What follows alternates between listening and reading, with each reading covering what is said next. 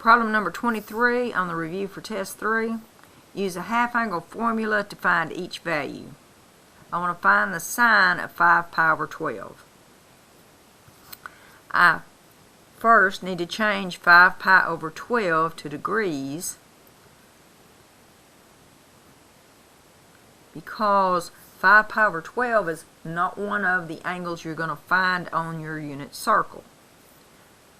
Whenever you do this, to change this, you're going to come out with 75 degrees. The half-angle formula is sine of alpha over 2 equals plus or minus 1 minus the cosine of alpha. I rewrite that as the sine of 150 over 2, because if I'm going to write this in place of alpha, I got to multiply it by 2 so it still equals 75, equals, now I got to decide about the sine. This plus or minus doesn't mean there's going to be two answers to this. It means it'll either be plus or minus. So make yourself a note that since 75 degrees is in quadrant 1, this answer is positive.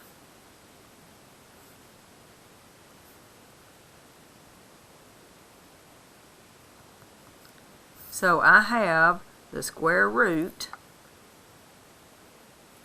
of 1 minus the cosine of 150 all over 2.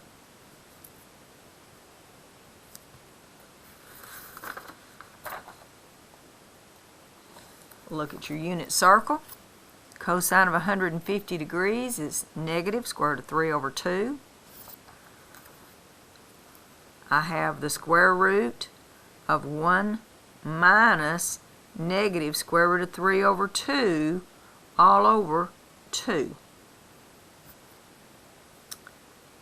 This simplifies to the square root of 1 plus the square root of 3 over 2 over 2.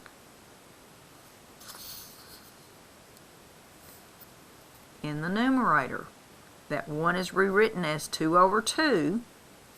You have the square root of 2 plus the square root of 3 all over 2. The denominator is just the square root of 2.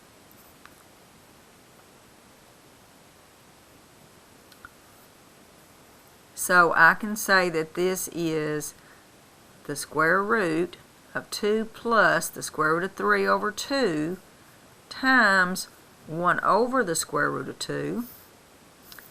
This is like the square root of 2 times the square root of 2, which is 2.